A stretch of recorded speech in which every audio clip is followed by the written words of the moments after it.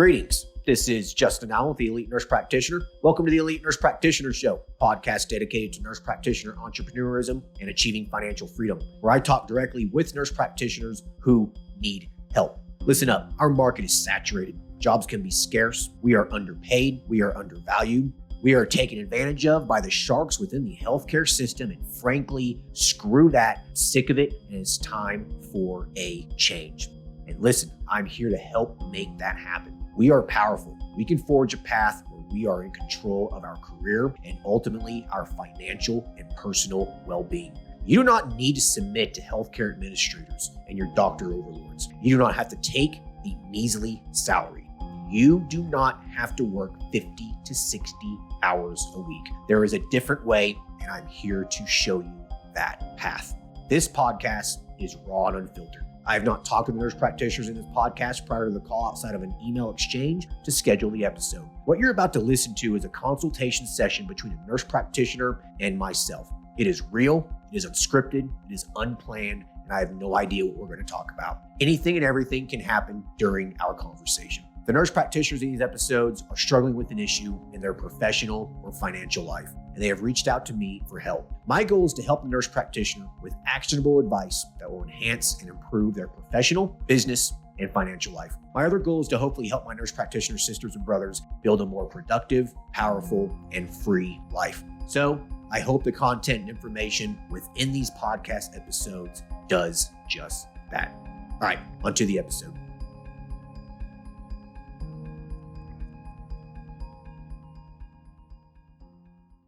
Hello, everyone. Today we'll be talking to Darren, who is a practice owner who employs nurse practitioners at his hormone replacement therapy clinic. Darren started this telemedicine practice about 4 or 5 months ago, but he also owns a lab work company that is tailored towards the fitness community. He's getting assistance with marketing the practice to increase patient volume, how to focus in on his target market, the logistics of refills and operating the practice, and how to scale a business as a non-clinical owner.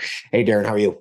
Good. How are you doing today? Hey, I'm good, man. Hey, I'm excited about this call. I think this is the first podcast we've had where we're just talking to a practice owner who's not a nurse practitioner. So this is going to be, this is going to be a little interesting.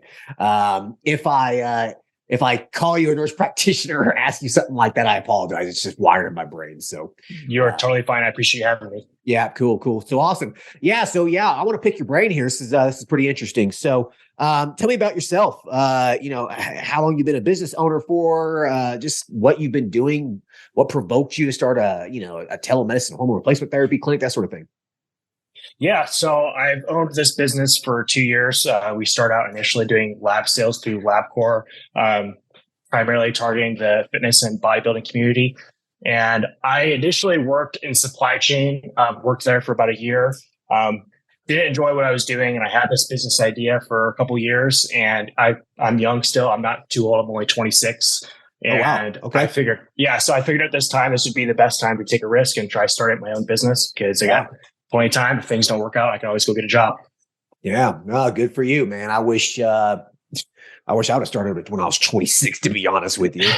So yeah, congratulations. You'll be a millionaire by the time you're 40 if things go well. So yeah. Cool deal. Okay. So tell me a little bit more about this lab company. So you own this lab work company and you provide labs to people interested in fitness and bodybuilding and whatnot that don't really want to go through a clinic. So they pay you and you have some medical director in the background that just signs off on orders or something. I guess walk me through that a little bit. Yeah, so that's essentially what we do. We do offer consultations as well if they are wanting it. So we primarily work with a lot of coaches that they help coach people in the pro bodybuilding community. So a lot of them are not going through clinics to get their pharmaceuticals and whatnot. A lot of them are going to underground areas and doing things in a way that isn't legal, which isn't something I want to get involved in, obviously. But they still understand the importance of maintaining their health, doing things in a way that's safe. So we try to at least provide that avenue for them to look over their lab work. And we try to really work with coaches that are credible. They know what they're doing. They understand how to read lab work. That way they're keeping their clients safe. And where we come in is a lot of insurance, like a lot of practices that use insurance won't do preventative blood work. So us being a cash-based practice and be able to sell blood work panels to people online, they can build their own lab work panels and get exactly what they're wanting to get. Interesting. Okay. And you said you started that about 2 years ago, what you said? Yeah, so we started doing that in November of 2021. Okay. And how much have you netted from that so far? Netted, I want to say it's over 150 grand. Gross revenue, we're a little over 300,000. Good for you, man. Okay. So Thank you. yeah, so you're making a little bit of money. Yeah. Yeah. Yeah. Not too bad for being 26 years old. I wasn't making that when I was 26 years old. So yeah, so congratulations. And okay, so now you pivoted. So I guess you saw an opportunity here to I guess help provide the hormone replacement therapy to, I'm assuming, similar clients. Yeah, similar clients. I mean, a lot of the men aren't going to be going through to get prescriptions from clinics, but female clients will. Female TRT is becoming a lot more popular. And the thing is, it's hard to get a testosterone vial that is specific towards women. There are very few pharmacies that are even doing it. TaylorMade is one of the ones that's doing it, and I believe Empower. Empower, But yeah, Empower will. That's where we order. That's where we order predominantly most of our testosterone for the women that come into my men's health clinic. Yeah, but it's crazy to see that there's a lot of clinics that are still prescribing the 200 milligram or 100 milligram vial to women, and you have women are taking 2 to 5 milligrams a week. You can't accurately dose that. No, it's impossible. Yeah, you need like those little 20 milligram vials and stuff. Yeah, so having that's definitely a big option, and that's where if people are in that female fitness community, they still want to go through clinics. And it doesn't really help with this GI issue. So if people need do a GI map because they've been taking different compounds and whatnot for competing, sometimes they'll have gut dysbiosis, and we'll help fix them there. Okay, interesting. So it's just like this all-inclusive wellness coaching kind of business, and you're wanting to, I guess, get in on the medical side here, right? Basically. Yes, correct. Yeah, right. Okay, so you've hired some providers. It sounds like you've hired some nurse practitioners. And I think you do you have an MD on staff too? Yeah, so we have one MD and one NP. Okay, and are you in multiple states or just a couple states, or how's that looking? We're currently operating in 14 states. We have one physical location in Indiana, but we're primarily telemedicine based. Okay, 14 states. Wow. Okay. Very nice. The MD is in the restrictive states, I'm assuming, and the NP is in the independent NP states. Yes, that's primarily how I've gone about trying to get things organized in terms of licensing. Yeah, that's smart. Okay, cool deal. And so you've been open for 4 or 5 months doing this. How's it going? It's going well. I've kind of realized I need to be marketing to people outside of just that fitness area. It's hard to market hormone replacement therapy, especially to male bodybuilders. It's something they need, but they're getting it cheaper on their own elsewhere. So I'm trying to pivot a little bit and be able to market towards that 40 to 45-year-old man who is like a lawyer or someone is making a decent amount of money, and they're just wanting an extra boost out of their life. Sure. I mean, they don't want to go anabolic and be a pro bodybuilder. They just want to feel better and look better. Yeah, I just want to feel optimized and dialed in. Yeah. Okay. And the providers that you have, the NP and this MD, they're pretty knowledgeable about this sort of thing. They are pretty knowledgeable. Okay. The one difference we have, though, is what we do a little bit differently is we have a patient care coordinator who's really involved on the bodybuilding side of that thing. So when we do get patients that come from that realm, they're able to interpret a little bit and kind of give some sort of initial feedback to the providers, because there's compounds that those guys use that our providers aren't necessarily going to be familiar with, just because some of those things aren't prescribed in the US and whatnot. Oh, okay. I got you. So then this patient care coordinator kind of tells them, hey, this is what this is, just FYI. And just helps bridge the gap and tell them, hey, this is going to impact this blood marker in this way. I got you. Smart. Okay. Okay. So you are wanting to scale this thing, obviously.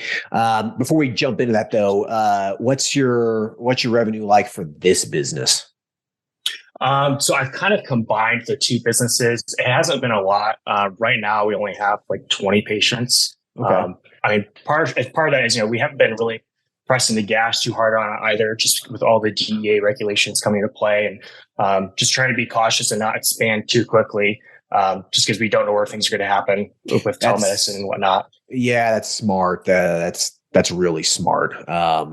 I applaud you for that. A lot of people just jump into this and, they're not really thinking too ahead in the future. So this was recorded in the summer of 2023, prior to the release of the new DEA regulations that are supposed to come out in November. So by the time this is published, we'll know what we're doing. So people are listening to this. It's going to be, some of what we're talking about here is going to be, kind of worthless. But anyways, though, so yeah, that's a smart idea. I think it's a good idea to just kind of maybe hold off on the gas too much and see what happens. But I suspect it's going to be a little bit more liberal than what they proposed back in May. I don't think that they're going to be able to get away with the restrictions that they put in place. Only a 30-day prescription. You had to it's completely unrealistic considering that since COVID, we've been doing this for years now. There's no issues whatsoever. We're talking about hundreds of thousands of patients who've been treated. Like it's ridiculous. Like seeing the patient one time in person. What is that? How does that change anything? Like, what is that? Okay, great. Yeah, you're real. I knew you were. I saw you on the video call. Like, Well, the other thing to consider that no one else is really talking about either with that is at the moment in time with the pandemic, you only had to have one DEA license to operate. You just had to have the medical licenses in each state that you're operating in. If we were to go back to the original rules, you have to go back and get a DEA license in each state. No one's really talking about that, but I'll be curious to see what happens once final ruling comes out with that. Because that's just as big of an impact as being able to provide telemedicine or not, because patients will get lost. 100%. Yeah, they really just need to come out with just some sort of federal DEA license. This whole one per state's it's ridiculous. It's expensive too. Yes, $900 a pop. You spend well over $10,000 on just DEA licenses. I mean, that's ridiculous.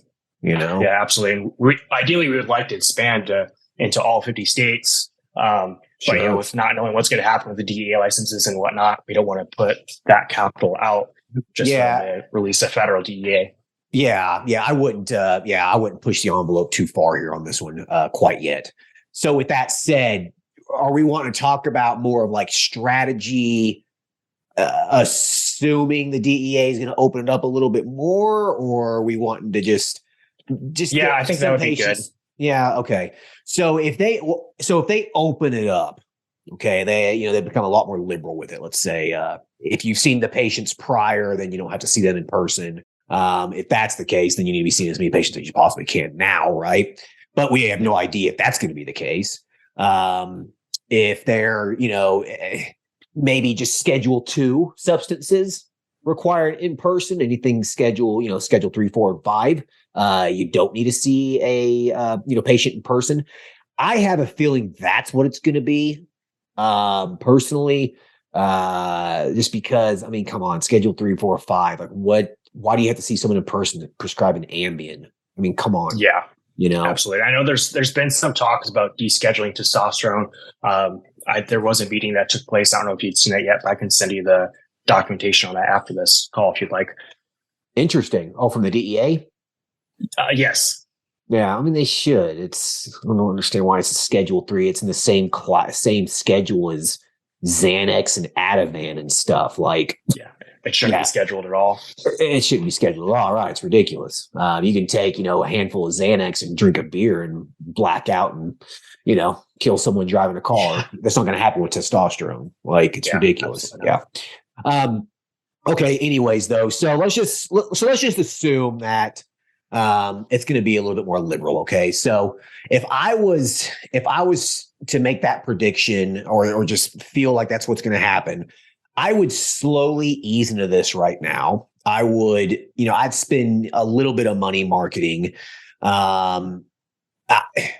I would do it to a point to where it isn't going to be an absolute cluster on your end trying to get everyone seen one time in person by the providers.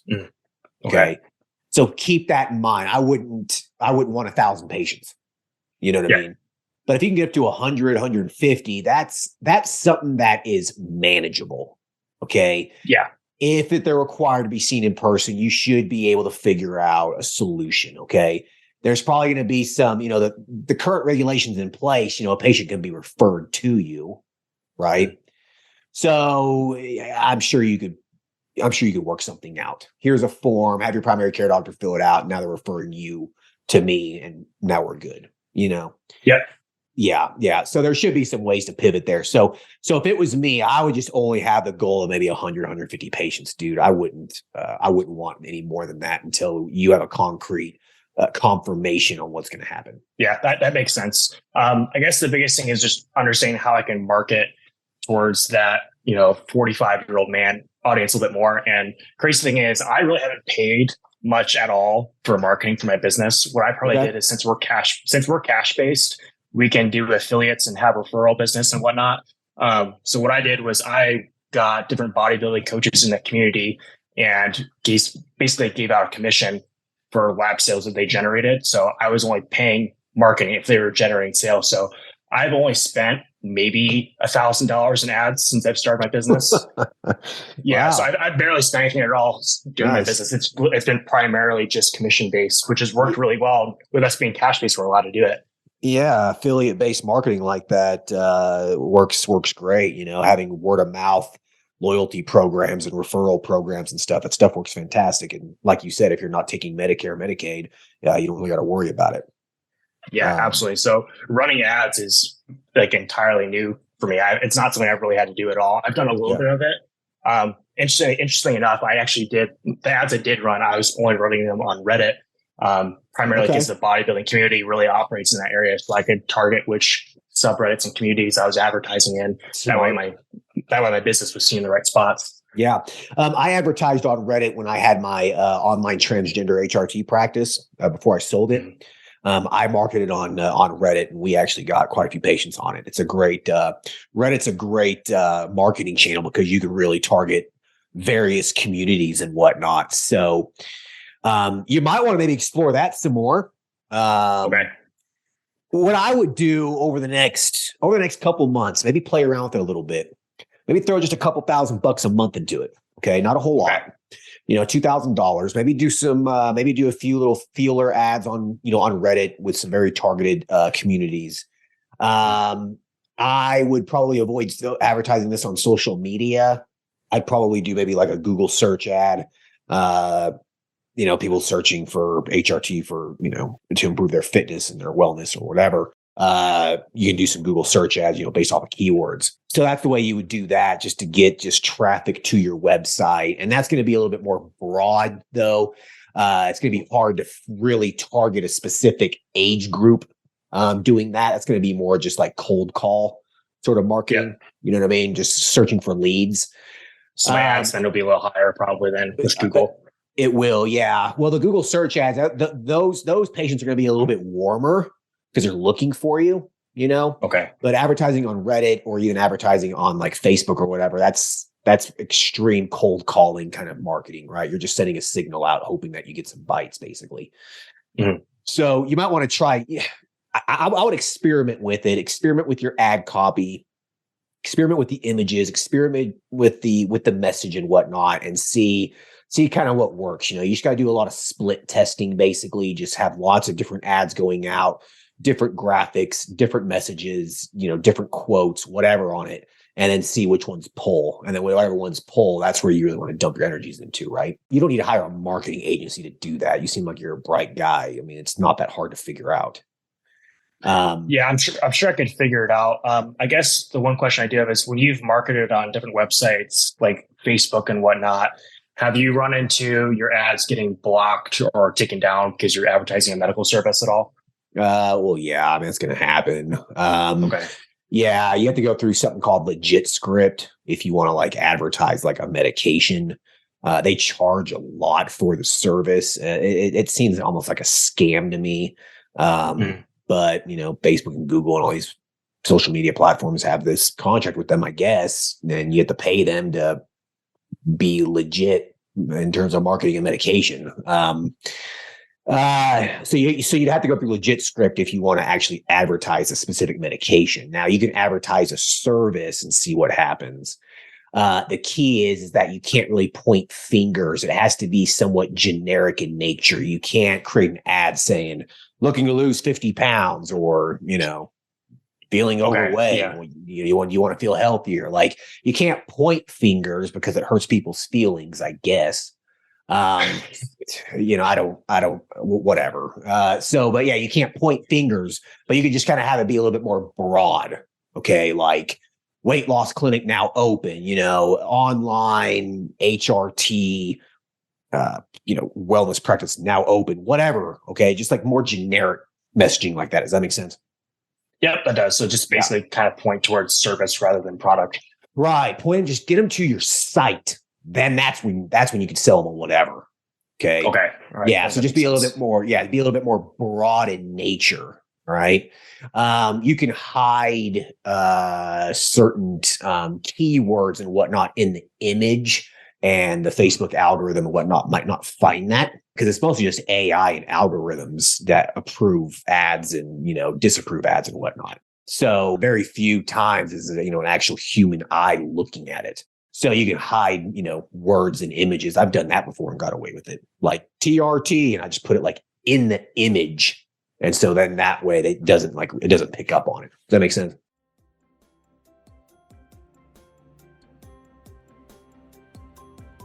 All right. I hope everyone's enjoying the episode so far. I just wanted to take a quick break to thank everyone listening and also give a big thank you to all of my social media followers and email subscribers. If you haven't done so yet, please subscribe to our email list at www.elitenp.com and make sure to follow us on Facebook, Instagram, and LinkedIn. Email subscribers will receive updates on new weekly podcast episodes, multiple weekly articles we publish, new courses, and everything else related to helping you succeed. Remember, all Elite Nurse Practitioner courses are designed to help you build a niche practice, increase your financial strength, and to break free from the rat race. If I can break free and then other countless nurse practitioners can break free, then so can you. Additionally, please share this podcast with your other nurse practitioner sisters and brothers out there. The more NPs that venture out on their own, the stronger our profession will become. Now, let's get back to the episode.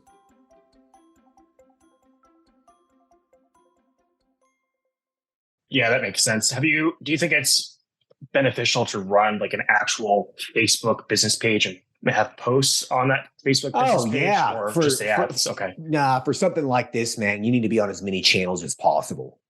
Okay. Yeah. I wasn't sure. Yeah, I would be on as many channels as possible. That's for anyone listening to this. Like, don't just have one Facebook page. Like, have your Facebook page, have an Instagram page, have a LinkedIn page, et cetera, et cetera, et cetera. Like, have as many channels that people can find you through as possible. Okay. Yeah, I'm pretty active on Instagram with the page. Okay. But I haven't really done a lot with Facebook. Just, I know the posts need to be different. With Instagram, it's, people want pictures and little bits of text, something that is really visually appealing. Whereas Facebook, you can have, maybe one picture, then you can have that long text form, right, format. So, and then obviously people like Reels now as well. Yeah, that too, right? I'll tell you this though, if you really want to target that middle-aged 40-year-old man or woman who's a professional, somewhat successful, the Facebook demographic is a little bit older. Okay, that makes sense. Yeah, it's the younger audiences on Instagram. Yeah, younger audiences are on Instagram. The younger ones are on TikTok and all that kind of stuff. But I mean, most people though still have a Facebook page. Most people do. So I mean, it is still the largest social media network in the world, and it still grows. It still grows like month to month. Yeah, I mean, it's not going anywhere. You know what I mean? Yeah. So anyways, be on there. What would be like a good amount, you think, to spend on Facebook ads? Somebody starting out. I mean, I guess that my business has been around for a little while, so I can afford to spend more if I need to. But at what point do you start to notice traction coming in? I mean, you should be starting to get clicks within, days of launching it. Really, I would probably do, like I said, some even split testing. Let's just say you budget $2,000 a month advertising this. Over the next few months, kind of just waiting to see what happens with the DEA and whatnot. And you can start collecting this data. That way, what channels you should really focus in on once the regulations become a lot more clearer. So I would just say, let's just say $2,000 a month. Maybe $500 on Facebook, $500 on Instagram, $500 on Reddit, $500 on Google, and just see which ones pull. Okay. Yeah, I can do that. That's an easy way to decipher which one's going to bring the most per dollar. So yeah. And this is the thing too. If you want to target more wealthier individuals, okay, it might be hard to target a specific age group in some of these different channels. Like on Reddit, for example, I don't think there is a way to target an age group, but you can target based off interests and subreddits, subforums that they're on. And so be thinking to yourself, what's a middle-aged person going to be looking at on Reddit? Well, I can tell you right now, I'm almost 40 years old and I do have a Reddit account. I'm on the Fat Fire subreddit. I'm on the Fire subreddit. I'm on the investing subreddit. I'm on the stock market you know what I mean? Yep. That makes sense. Yeah. So be thinking about that. Like a 40-year-old is not interested in, some gaming feed subreddit. They don't care. I don't. Yeah, no, that makes total sense. Advertise towards the interests that they're already be searching at, or your ads pop up in the right places. Exactly. Right. So you can do that on Reddit. You can do similar things on Facebook and Instagram too, based off of interests. So like on Facebook for example, you can target an age because everyone's age is published on Facebook. So you can say between the ages of 40 and 50 who are interested in, various interests that more higher net worth individuals are probably looking at. Okay. Yeah, that makes a lot of sense then. Yeah. So that's how you're going to target specific people on the internet. Basically, it's a little harder to do on Google, especially if you're doing keyword searches, because you're just going to pop up based off the keyword people are searching for. So, but that's why I'm saying experiment with them and see what works. Google search ads work great for my men's health clinic. Yeah, that doesn't surprise me that they work well.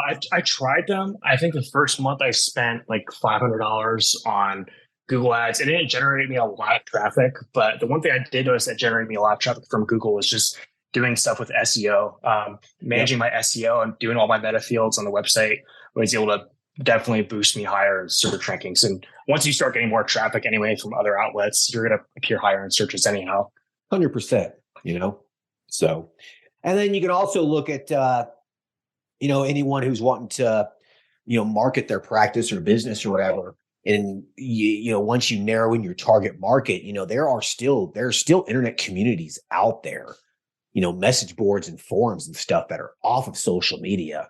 And sometimes you can get some ad space on the top of those on those websites themselves. And it just takes a little bit of just some research and going out there and looking for stuff.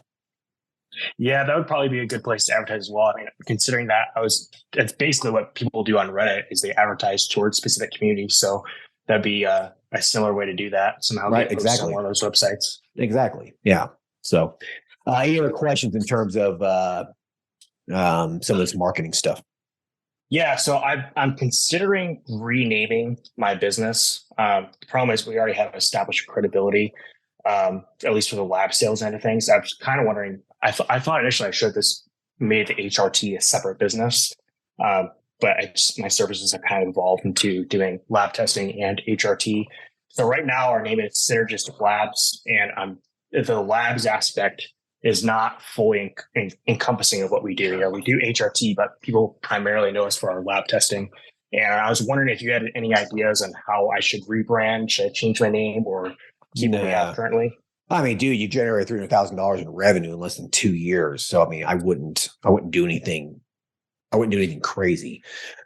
What I would do is I would probably just operate this HRT business just under a separate LLC or separate entity and just feed both businesses through the websites, in partnership with whatever HRT clinic, in partnership with this lab company, you know what I mean? And just have just link outs to each one. And that would be like your preferred, this is, interested, have lab work, interested in treatment, call this place, call your HRT practice. Someone like a sister company, basically. Basically just a sister company. Correct. Like, yeah. Okay. Yeah, that's that's how I would do it. So would it need to be a separate LLC or could I just have a DBA? For something like this, so you're going to start mixing in some liabilities here, right? Like the lab work company that you got sounds like that has minimal liability associated with it. Like, I mean, what are you really going to get sued for? So that one seems to be low liability. A practice, on the other hand, where you're prescribing meds and whatnot, it's going to increase that liability significantly. So I would separate out. I would separate out that liability. Okay. All right. Yeah, I can definitely do that then. That makes a lot of sense. I guess so. Aside from marketing, the other question I had was, how have you gone about managing refills once you've gotten more patients? I know there's very few pharmacies that do automated refills for controlled substances. Yeah. Automatic refills. Even if there's a pharmacy that has automatic refills for it, I still wouldn't use that function because patients fall off all the time. And what if one of those automatic refills went through and they got another 5 ml bottle of testosterone and they haven't paid you or haven't followed up with you or whatever? Now they got a free bottle of testosterone and you're still on the hook for them, right? Yeah, that makes sense. Yeah. So go ahead. Sorry. Oh, yeah. So I was going to say, I personally would try to avoid doing automatic refills like that. So instead, the best way to do it is what we do is we just text the patients a reminder. Okay. So in the EMR scheduling system that we have, when the patient's seen for follow-up, the receptionist medical assistant puts their appointment in for their follow-up, 3 months later, 6 months later, whatever it is. And it's a reminder for to get your lab work done. Okay. So typically speaking, you can do that as well with medication refill. So when they are scheduling their follow-up at the same time, they can just go ahead and put some automatic reminders in the schedule. That's just a text reminder. Hey, your refill should be coming up soon. And it would just be a guesstimate. You know what I mean? But as long as it's close and early, then it'll just remind them to now call you or go into your clinical portal or whatever and request for the refill. That makes sense. How I have things set up currently, it's kind of a cross between subscription and bill per refill. So we use Optimantra for our EMR, and I have it set up so they're on a subscription plan, but I have it so their subscription plan is billed, based off however long their medication lasts for. So let's say their testosterone lasts for 15 weeks or whatever, then they're billed every 15 weeks automatically because their card's already saved on file. And then with tailor-made compounding, since they do automated refills, I've just been running everything through there because they work in every state, I think, except North Carolina. So it's made that process simple, but they're only able to do automated refills for people that have an MD. So. Right. Yeah. Tailor-made's in Kentucky. And the regulations for nurse practitioners there are a little bit more restricted. Yeah. Yeah. I mean, you could do that option too, but relying on just one pharmacy is never really a good idea. I know you want to automate this as much as possible, but I would be very, very hesitant on automatic refill thing like that for a controlled substance or any medication really in general. It's just liability associated with it. You want to make sure that people are being followed up. Yeah. Okay. Yeah, that makes sense. And I do have it set so it's like 12 weeks after they get their initial prescription or whatever.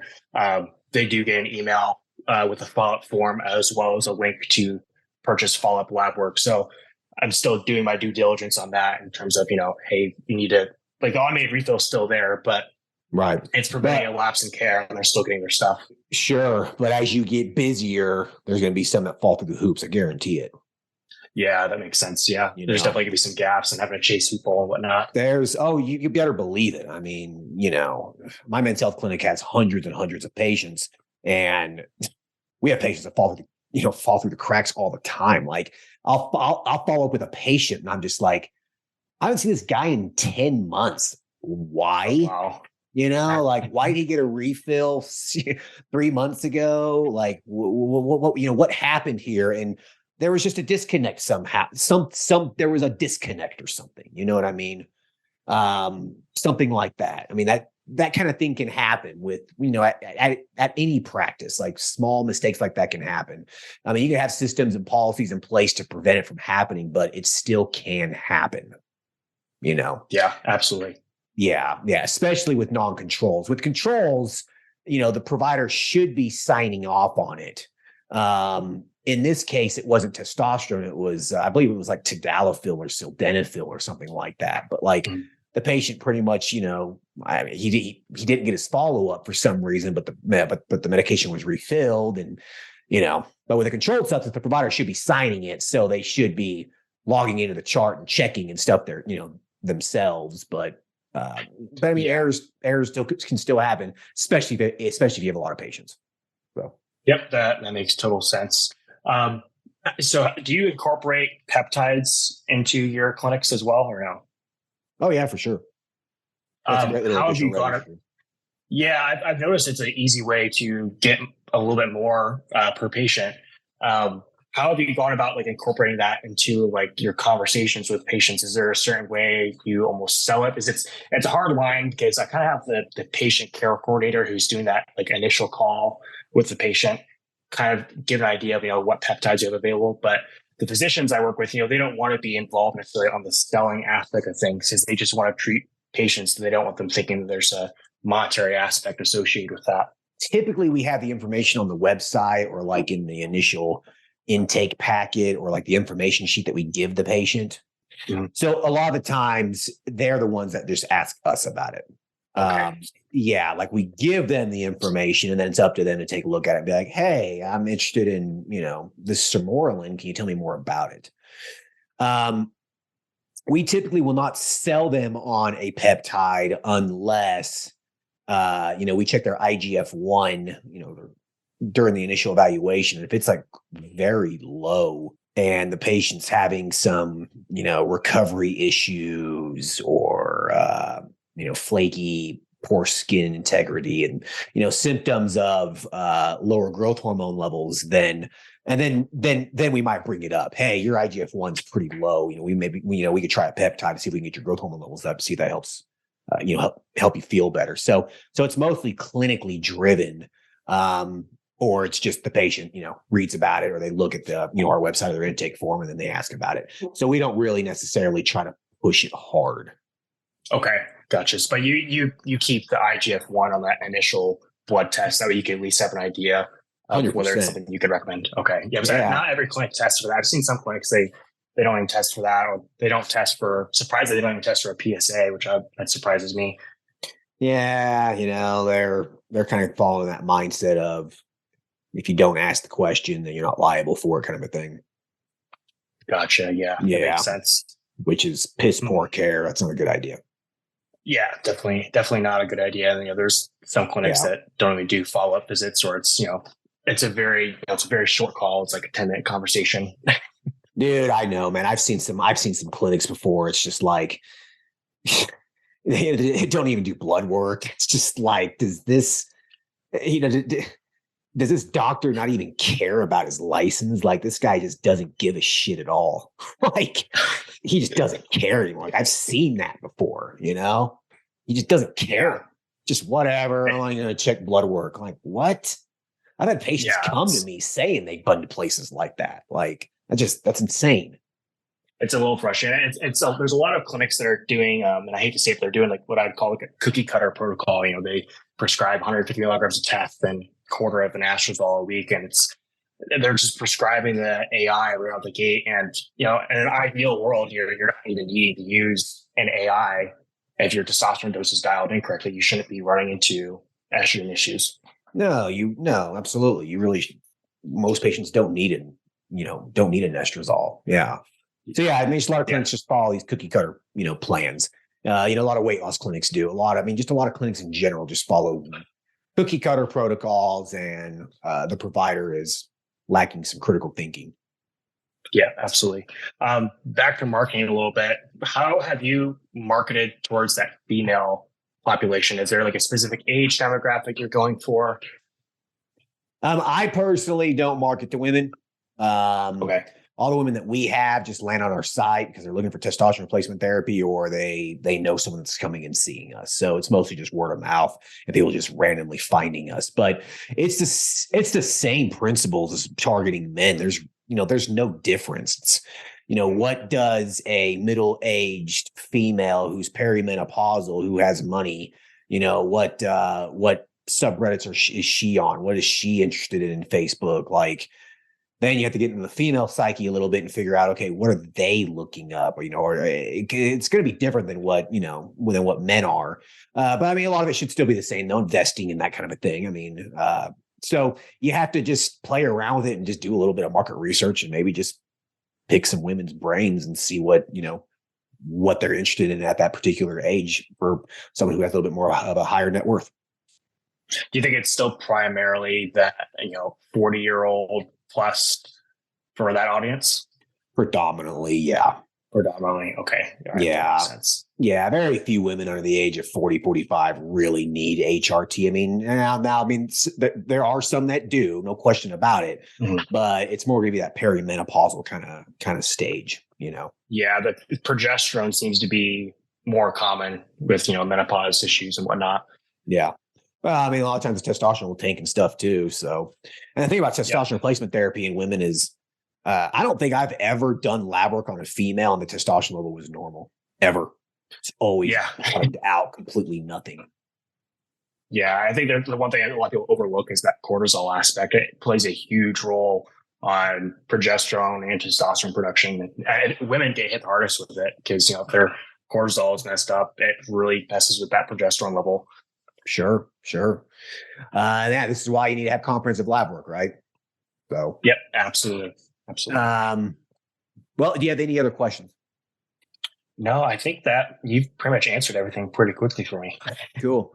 Yeah. Well, like I said, this was an interesting episode. It was interesting to talk with someone who's not, not a nurse practitioner, who's just, a practice owner, kind of doing the same thing, but employing some nurse practitioners and that kind of a thing. Just make sure you're paying your nurse practitioners well. Yeah, I am. I pay the MD and our MP. They both make $100 per consult. I don't want to underpay them at all. They're really valuable asset. Yeah, I wouldn't be able to do what I'm doing without them. So yeah, that's $100. That's good money for 30 to 60 minutes of work. So yeah. All right. Well, good. All right. Well, this was a great episode, man. I like the end of the episodes with you asking me a question of curiosity about myself. Have you ever had a question for me specifically? Yeah, you said you're into investing. How did you get into that and start going down that rabbit field a little bit? But yeah, how I got into it. Well, I think what it came down to was when I was working a lot for other people, right? I would do the whole, put the max amount in your 401k a year kind of a thing, right? And like, that's all I did. And so, you get your paycheck every 2 weeks, they deduct $1,000 or $500 or whatever it is, to go towards your 401k. And then that's it. And then you check the balance every once in a while and you're like, okay, cool. And so it was just, it's a very slow and steady gain and you can't tap into it till you're almost 60 years old. Right. So, So, I'm working and I'm just like, man, I'm so sick of just this rat race and working all the time. And so then I start my businesses and whatnot. And so I started generating more money and the money was just sitting in the bank. Right. I'm like, I'm earning like 0.3% interest on this. This money's just sitting here. It's not doing anything for me whatsoever. And so then I just started kind of looking into, how do you become financially independent? Like, how do you truly become independently wealthy? How do you get that FU money? How do you get that, that income that allows you to just be able to walk away even from your business if you wanted to? Like, you have enough money to where it's working for you that you don't have to work or run a business anymore. And so, like I said, just kind of led me down a rabbit hole of, okay, index investing, bonds, real estate, those kinds of things. You start listening to podcasts, you start reading some books, and, after a year or two of learning and doing, it becomes second nature to you. So, So my advice to you is once you start making some decent money, man, really, put that money to work. Yeah, absolutely. Are there any good places you could suggest to go to learn? It seems like everyone wants to teach how to trade something now, and sifting through all the sources and what's credible and what isn't is somewhat difficult. Yeah. So be very wary of listening to anyone trying to push one particular stock or something. Okay. Just be very wary of that.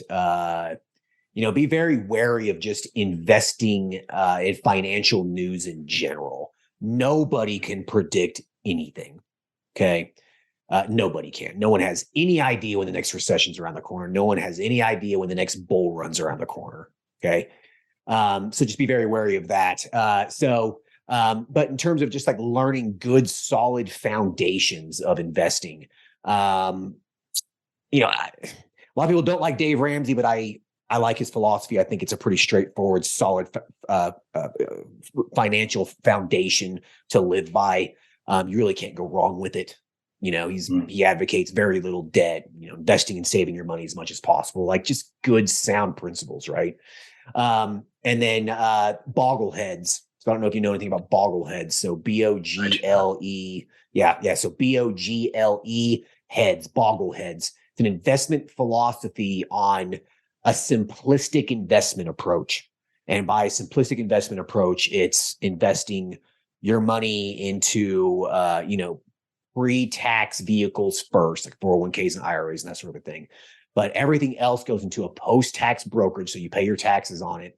You pay the IRS, the taxes on your salary and your income, and then you invest it into very diversified index funds. And so you invest it in just a handful of different index funds. An index fund that invests in bonds, other index funds that invest in value stocks and growth stocks, et cetera.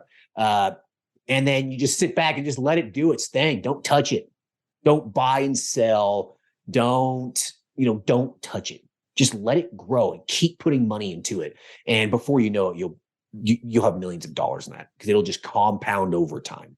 It's a very simple investment philosophy, and a lot of financial advisors, they don't like it because they can't make money on it.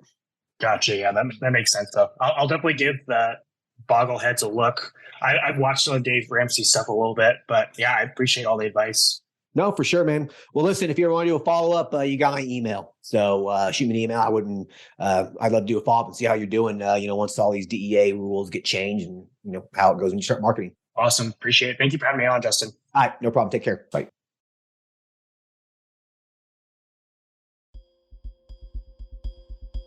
All right. I hope everyone enjoyed the episode with Darren. It was an interesting episode, a unique perspective. I have not had a non-clinical person on the podcast before that has opened up a practice. So yeah, very interesting perspective coming from a non-clinical individual that was strictly just from the business owner perspective. So, as a nurse practitioner, you have to have two hats. If you're going to be a business owner, you got to be the business owner, and you also have to have the clinical owner. You have to have the business owner hat on, and you also have to have the clinical individual hat on, right? Because you have to have the nurse practitioner hat on. So Darren here, he has that business owner hat on for the most part. I mean, it sounds like he does know what he's talking about in terms of, some of the science behind these things, but predominantly the business owner hat there. And so I want you to walk away from this episode understanding that you need to really develop a business owner mindset, okay? You can't just be a clinical individual and operate a successful practice. You just can't. I mean, there's some times where I feel like I know more business than I know clinical medicine sometimes. Like, that's just kind of what happens. You end up becoming very, really focused on that. And so kind of keep that in mind as you're going through your entrepreneurial journey, that you have to have two hats. You have to have that business owner hat, and you have to have that clinical hat as well. All right. Well, I hope everyone enjoyed this episode. Talk to you guys later. Thanks. Bye. Thank you for listening to the show. Quick legal disclaimer. The content of this podcast is meant for informational and entertainment purposes only and should not be used as legal, financial, medical, regulatory, or practice-specific advice. For information pertaining to your specific legal, financial, medical, or practice-specific needs, please be sure to consult with your lawyer, CPA, medical director, and/or your state's practice laws and the most up-to-date clinical guidelines. As always, do your due diligence when it comes to any information found online and in podcasts. The content in this podcast is copyrighted by Galaxy Medical Southwest 2023 and cannot be duplicated, rebroadcasted, or reproduced without our written permission.